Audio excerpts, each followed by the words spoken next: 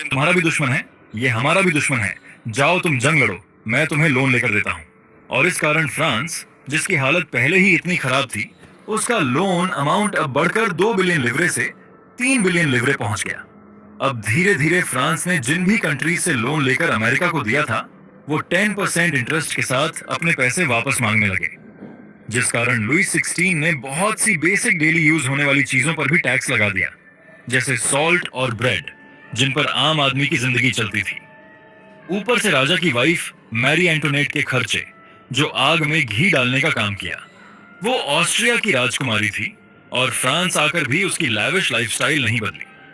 वो साल में लगभग 300 custom made royal dresses order करती थी, डिजाइनर विग्स, लगभग हर दिन ग्रैंड पार्टियां, और ऊपर से उसके लिए अलग से बनाए गए पैलेस पर हजारों गोल्ड कॉइन खर्च होते थे, जिसका कोई हिसाब नहीं था। ये सारी चीजें बताती हैं कि उस टाइम फ्रेंच सोसाइटी के बीच कितनी इनइक्वालिटीज थी। एक तरफ जहां थर्ड स्टेट के लोगों के पास खाने को खाना भी नहीं था, तो वही फर्स्ट और सेकंड एस्टेट के लोग बिना किसी मेहनत के लैविश लाइफस्टाइल एक्सपीरियंस कर रहे थे। लेकिन लोगों के सब्र का बांध तब टूट गया जब बात उनके सर्वाइवल पर आ गई, और यही जानेंगे हम हमारे अगले टॉपिक में, जो है द स्ट्रगल टू सर्वाइव। 1715 में फ्रांस की पॉपुलेशन थी 23 मिलियन, लेकिन 1789 तक पहुंचते पहुंचते ये बढ़कर 28 मिलियन हो चुकी थी। पॉपुलेशन बढ़ी तो ज्यादा लोगों के खाने के लिए ज्यादा खाना भी चाहिए, लेकिन होता है इसका उल्टा। एक बार सूखा पड़ जाने से फसल होती नहीं है, तो वहीं अगली बार बर्फबारी की वजह से फसल कटने से पहले ही पूरी तरह से बर्बाद हो जाती है। धीरे धीरे कंडीशंस बिगड़ती गईं और आखिरकार वही हुआ जिसका डर था, लोग भूख से मरने लगे। और ऐसी सिचुएशन को कहा जाता है सबसिस्टेंस क्राइसिस, जब ऐसी स्टेज आ जाए कि लोग भूख से मरने लगे। खैर, कुछ सालों में धीरे धीरे लोगों की सिचुएशंस नॉर्मल होने लगी, और थर्ड स्टेट के वो लोग जो इंपोर्ट एक्सपोर्ट के बिजनेस में इन्वेस्ट किए, वो अच्छे खासे पैसे भी बनाए, जिससे ना सिर्फ वो अपनी लाइफस्टाइल को अच्छा कर पाए, बल्कि अपने बच्चों को अच्छी एजुकेशन भी प्रोवाइड कर पाए। इसी को समझते हैं हम हमारे अगले टॉपिक में, जो है a growing middle class envisages an and to privileges. मतलब एक बढ़ता हुआ मिडिल क्लास ये उम्मीद करता है कि फर्स्ट और सेकंड एस्टेट की प्रिविलेजेस अब खत्म होनी चाहिए। पिछले टॉपिक में हमने देखा कि थर्ड एस्टेट में न सिर्फ फार्मर्स और वर्कर्स आते थे, बल्कि कुछ बड़े बिजनेसमैन भी थे। और 18th सेंचुरी में जिन भी बिजनेसमैन ने इंटरसी ट्रेड में पैसे लगाए, मतलब इंपोर्ट एक्सपोर्ट में इन्वेस्ट किए, वो अच्छे खासे पैसे बना लिए थे। अब जैसे ही थर्ड स्टेट के कुछ लोगों के पास पैसे आए, वो अपने बच्चों को अच्छी एजुकेशन प्रोवाइड करने लगे। एजुकेशन से थर्ड एस्टेट के लोगों को ये समझ आने लगा कि राजा महाराजा कोई भगवान के अवतार नहीं है, वो भी हमारे ही तरह इंसान है। साथ ही साथ फ्रेंच का बेस्ट फ्रेंड अमेरिका अब ब्रिटेन से आजाद था, जहां कॉन्स्टिट्यूशन और इंडिविजुअल राइट्स लाए गए। अब अमेरिका को देखकर कहीं ना कहीं फ्रेंच के लोगों के मन में भी ये चाहत उठती है कि क्यों ना हम भी किंग को हटाकर एक डेमोक्रेटिक गवर्नमेंट लाएं, जो हमारे वोट्स से चुनी गई हो, जो हमारी प्रॉब्लम समझे, हमारे लिए काम करे। एक तरफ जहां धीरे धीरे लोगों के अंदर किंग को हटाने का ख्याल चल ही रहा था, वहीं दूसरी ओर लुई 16 टैक्स बढ़ाने का आदेश दे देता है। इसे सुनते ही लोगों के अंदर का गुस्सा फूट पड़ा और आखिरकार लोग राजा के खिलाफ विद्रोह कर देते हैं। और इसी को डीप में समझेंगे हम हमारे अगले टॉपिक में, जो है the outbreak of the revolution. पिछले टॉपिक में हमने उन वजहों को देखा जिसकी वजह से फ्रेंच रेवोल्यूशन हुआ, जिसमें पहला था अनइवन डिस्ट्रीब्यूशन ऑफ सोसाइटी, दूसरा था लुई 16 के द्वारा लिए गए कुछ गलत फाइनेंशियल डिसीजन, जैसे लोन लेकर अमेरिका की मदद करना, तीसरा था पैलेस और रानी साहिबा के हाई क्लास खर्चे। एक तो पहले ही फ्रांस और ब्रिटेन के बीच वॉर चल रही थी, ऊपर से इन वजहों से राजा का खजाना खाली हो चुका था, और अब फ्रांस पे कर्ज का दबाव इतना ज्यादा था कि उधार देने वाले रोज नया हिसाब मांगा करते थे। इस टेंशन से निकलने के लिए लुई 16 ने सोचा कि क्यों ना थर्ड एस्टेट पर टैक्सेस इंक्रीज कर दिए जाएं। लेकिन टैक्स बढ़ाने का फैसला फ्रांस का कोई भी राजा अकेले नहीं ले सकता था, उसे एक खास मीटिंग बुलानी पड़ती थी, जिसे कहा जाता था एस्टेट्स जनरल। ये मीटिंग एक पॉलिटिकल गैदरिंग होती थी जिसमें सोसाइटी के 3 अलग अलग एस्टेट्स, क्लर्जी, नोबिलिटी और कॉमन लोगों के रिप्रेजेंटेटिव्स होते थे। मीटिंग में पहले और दूसरे एस्टेट ने 300-300 लोग भेजे, जबकि तीसरा एस्टेट, जिसमें मिडिल क्लास और कॉमन लोग थे, उसने 600 रिप्रेजेंटेटिव्स भेजे। एस्टेट्स जनरल की इस मीटिंग में सबसे बड़ी दिक्कत थी वोटिंग सिस्टम। हर एस्टेट को सिर्फ एक वोट देने का हक था, मतलब फर्स्ट और सेकंड एस्टेट मिलकर 2 वोट दे सकते थे, और थर्ड एस्टेट, जिसमें पॉपुलेशन का 98% हिस्सा था, उसके पास भी सिर्फ एक वोट था। इसलिए तीसरे एस्टेट के लोगों ने मांग की कि इस बार वोटिंग इंडिविजुअल बेसिस पर होनी चाहिए, ना कि ग्रुप वाइज। जैसे फर्स्ट और सेकंड एस्टेट से 300-300 रिप्रेजेंटेटिव थे, तो उन्हें टोटल 600 वोट देने का अधिकार होना चाहिए। और जो कि थर्ड एस्टेट से 600 रिप्रेजेंटेटिव हैं, तो हमें 600 वोट मिलना चाहिए, जिससे वोटिंग फेयर हो। लेकिन लुई 16 ने उनकी बात मानने से इनकार कर दिया। और जब किंग ने पूछा कि टैक्स बढ़ाना चाहिए या नहीं, तो फर्स्ट और सेकंड एस्टेट के लोग, जिन्हें टैक्स देना ही नहीं पड़ता है, उन्होंने टैक्स बढ़ाने के लिए वोट किया, जिससे थर्ड एस्टेट के लोग नाराज होकर मीटिंग से बाहर चले गए। और लगभग एक महीने बाद 20 जून 1789 को ये सभी लोग चुपचाप वर्साइल्स के एक पुराने अंडरग्राउंड टेनिस कोर्ट में मीटिंग किए और एक हिस्टोरिकल डिसीजन लिए।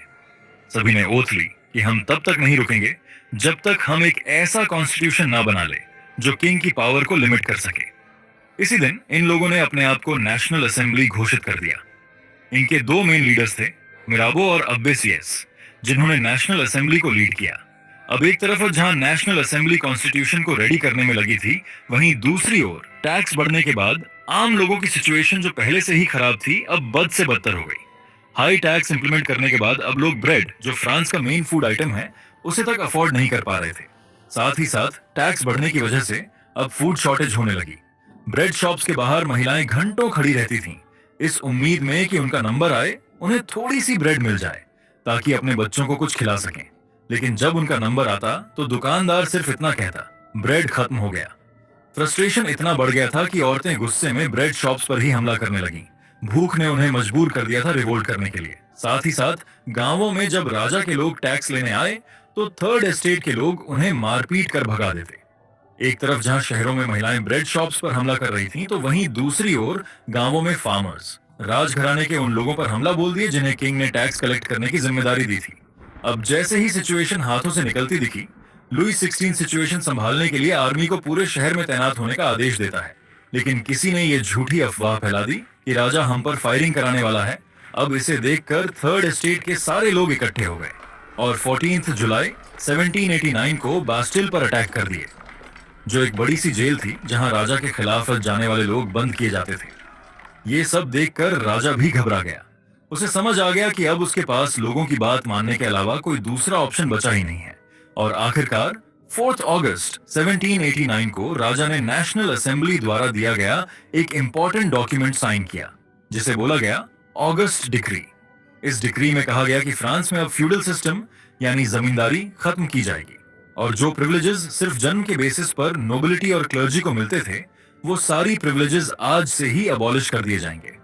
क्लर्जीज ने जिन लैंड्स को ऑक्यूपाई किया था, जब उसे उनसे वापस लेकर फ्रांस के रिच बिजनेसमैन को बेचा गया, तो उससे इतने पैसे इकट्ठे हो गए कि फ्रांस का सारा 2 बिलियन लीवर का कर्जा भी पे हो गया। तो एक तरह से थर्ड एस्टेट यानी आम जनता ने सिर्फ रिवोल्ट नहीं किया, बल्कि पूरे सिस्टम को ही बदल दिया। इनइक्वालिटी और फ्यूडलिज्म मतलब भेदभाव और जमींदारी अब काफी हद तक खत्म हो गई और आखिरकार नेशनल असेंबली ने जो टेनिस कोर्ट में ओथ ली थी, उसे पूरा किया और किंग की पावर लिमिट करने के लिए कॉन्स्टिट्यूशनल मोनार्की सेटअप की गई। अब ये कॉन्स्टिट्यूशनल मोनार्की क्या होता है, इसे समझते हैं हम हमारे अगले टॉपिक में, जो है France becomes a constitutional monarchy.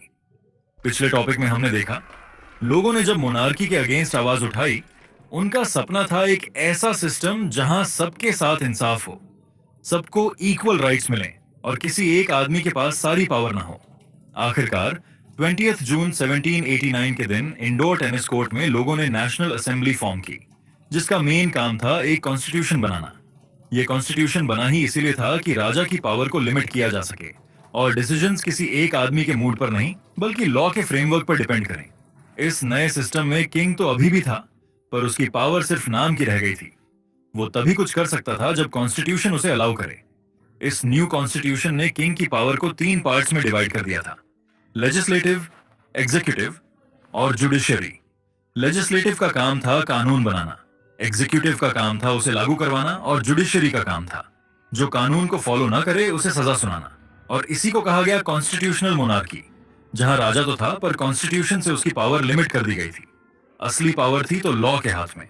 अब कॉन्स्टिट्यूशन के बाद लोगों को लगा अब तो सबके लिए नए और फेयर कानून आएंगे, लेकिन रियलिटी थोड़ी अलग थी। हाँ, इलेक्शंस होने लगे थे, पर हर किसी को वोट देने का हक नहीं मिला। इस कॉन्स्टिट्यूशन के मुताबिक फ्रांस के लोगों को दो कैटेगरीज में बांट दिया गया, एक एक्टिव सिटीजन्स और दूसरे पैसिव सिटीजन्स। पैसिव सिटीजन्स में आती थी विमेन्स, और वो लोग जो कोई भी टैक्स नहीं देते थे, इन्हें वोट देने का हक नहीं था। वहीं एक्टिव सिटीजन्स में आते थे वो मेंस जिनकी एज 25 ईयर से ज्यादा हो और वो इतना टैक्स देते हो जो कम से कम 3 दिन की मजदूर की सैलरी के बराबर हो। तो अगर आप फ्रांस में रहने वाले एक आम आदमी होते जिसके पास ना ज्यादा पैसा था ना प्रॉपर्टी, जिस कारण आप टैक्स भी नहीं भरते, तो सॉरी, आपका वोट का सपना भी सपना ही रह जाता। लेकिन हाँ, जब नया कॉन्स्टिट्यूशन बना तब एक डिक्लेरेशन भी लॉन्च किया गया, declaration of the rights of man and citizen. इसमें लोगों को कुछ बेसिक राइट्स दी गई, जैसे फ्रीडम ऑफ स्पीच मतलब कुछ भी बोलने का अधिकार, राइट टू लाइफ मतलब जीने का अधिकार, और इक्वालिटी बिफोर लॉ मतलब समानता का अधिकार। बेशक इस कॉन्स्टिट्यूशन में अभी भी काफी कमियां थी, और उन्हीं में एक कमी थी किंग की वीटो पावर। मतलब किंग के पास ये पावर थी कि अगर उसे नेशनल असेंबली के द्वारा बनाया गया कोई लॉ पसंद नहीं आया तो वो उस पर साइन न करके अप्रूवल देने से इनकार भी कर सकता था। तो नेशनल असेंबली के लोगों ने सोचा, ऐसे तो हम लॉ बनाते रहेंगे और ये राजा रिजेक्ट करता रहेगा, तो क्यों ना हम किंग की पावर को पूरी तरह से खत्म कर दें। और होता भी कुछ ऐसे ही है, जिसे जानते हैं हम हमारे अगले टॉपिक में, जो है France अबॉलिशेस monarchy and becomes a republic. पिछले टॉपिक में हमने देखा कि फ्रांस में कॉन्स्टिट्यूशनल मोनार्की सेटअप किया गया, पर इस सिस्टम से लुई 16 खुश नहीं था। कहीं ना कहीं वो अपनी पावर वापस पाना चाहता था, तो उसने सोचा क्यों ना एक सीक्रेट प्लान बनाया जाए जिससे वो दोबारा अपनी पावर वापस ले सके। और उसने कुछ आसपास के किंग्स जैसे ऑस्ट्रिया और पर्सिया को अपने साथ कर लिया। उनका प्लान था कि नेशनल असेंबली को हटा दिया जाए और मोनार्की को पूरी तरह से वापस लाया जाए। लेकिन ये कॉन्स्पिरेसी छुप नहीं पाई, और जैसे ही नेशनल असेंबली को इस बात की खबर मिली, इससे पहले कि दूसरे कंट्रीज फ्रांस पर अटैक करें, अप्रैल 1792 में फ्रांस ने पहले ही उन पर धावा बोल दिया। यह पहली बार था जब फ्रांस के हर कोने से